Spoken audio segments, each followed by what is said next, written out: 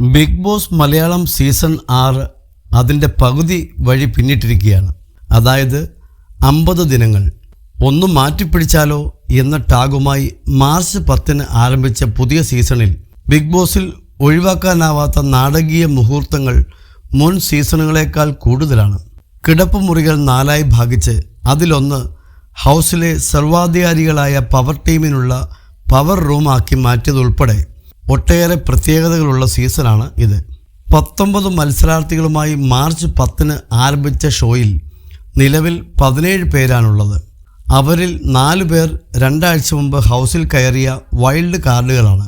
അതുപോലെ തന്നെ സീസൺ തുടങ്ങി ആദ്യത്തെ ആഴ്ചയിൽ തന്നെ എവിക്ഷനിലൂടെ മത്സരത്തിൽ നിന്നും പുറത്തായ രതീഷ് കുമാർ തിരികെ എത്തിയിട്ടുണ്ട്. ഇക്കഴിഞ്ഞ ശനിയാഴ്ചയിലെ വീക്കെൻഡ് എപ്പിസോഡിലാണ് രതീഷ് കുമാർ ഹൗസിലേക്ക് വീണ്ടും റീ എൻട്രി നടത്തിയത്. എന്നാൽ രതീഷ് വൈൽഡ് കാർഡാണോ ചലഞ്ചറാണോ എന്നതൊന്നും ബിഗ് ബോസ് ടീം വ്യക്തമാക്കിയിട്ടില്ല. കുറച്ച് ദിവസം ഹൗസിൽ രതീഷ് കാണുമെന്നും ആർക്കെങ്കിലും എന്തെങ്കിലുമൊക്കെ പറഞ്ഞ് കരയാൻ ഒരു തോൾ വേണമെന്ന് തോന്നുകയാണെങ്കിൽ രതീഷിനെ സമീപിക്കാമെന്നുമാണ് മോഹൻലാൽ രതീഷ് ഹൗസിലേക്ക് തിരികെ വന്ന ശേഷം സംസാരിക്കവേ പറഞ്ഞത്. വീക്കെൻഡ് എപ്പിസോഡ് അവസാനിച്ചതോടെ രതീഷ് വീണ്ടും ഗെയിം ആരംഭിച്ചുവെന്നാണ് ലൈവിൽ നിന്നും വ്യക്തമാകുന്നത്.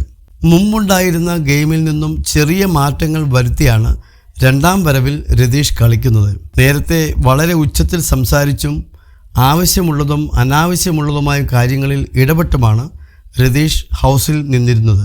എന്നാൽ 2ാം വരവിൽ അതിൽ നിന്നെല്ലാം മാറി ഗെയിമിൽ മിതത്വം പാലിച്ച് ടാർഗറ്റ്, പ്രൊവോക്കിംഗ് എന്നിവ ചെയ്യേണ്ട രീതിയിൽ ചെയ്താണ് രതീഷ് മുന്നോട്ട് പോകുന്നത്. താരം ആദ്യം ലക്ഷ്യം വച്ചിരിക്കുന്നത് ഗബ്രിയെയും ജാസ്മിനെയുമാണ്. അതുകൊണ്ട് തന്നെ പുലരും വരെ ഒരുമിച്ചിരുന്ന് സംസാരിച്ച് കണ്ടന്റ് ക്രിയേറ്റ് ചെയ്ത് പ്രേക്ഷകരെ മാനിപ്പുലേറ്റ് ചെയ്യുന്ന ഗബ്രിയെ പ്രവോക്ക് ചെയ്യാൻ രതീഷ് തുടങ്ങി. കഴിഞ്ഞ ദിവസം രാത്രി ജാസ്മിനുമായി ഹാളിൽ സംസാരിച്ചുകൊണ്ടിരുന്ന ഗബ്രിയെ പ്രവോക്ക് ചെയ്യുന്ന രതീഷിൻ്റെ വീഡിയോ വൈറലാണ്.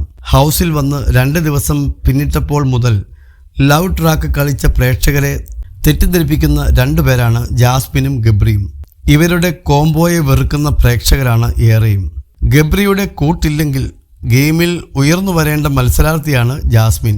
അതുകൊണ്ട് തന്നെ ഇരുവരും ഒരുമിച്ചിരുന്ന് കണ്ടന്റ് കൊടുക്കുന്ന രീതി ഒഴിവാക്കാനും ഇരുവരെയും അകറ്റാനും രതീഷ് പരമാവധി ശ്രമിക്കുന്നുണ്ട്.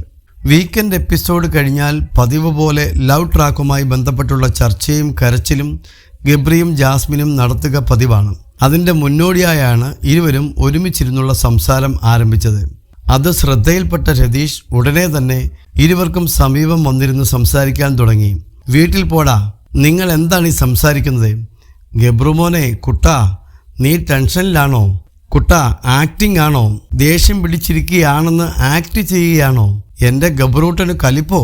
നിനക്ക് ടെൻഷൻ ഉണ്ടെങ്കിൽ എന്നോട് പറഞ്ഞോളൂ, നീ എന്നെ എന്ത് വേണമെങ്കിലും പറഞ്ഞോളൂ എന്നാണ് രതീഷ് ഗബ്രിയോട് പറഞ്ഞത്.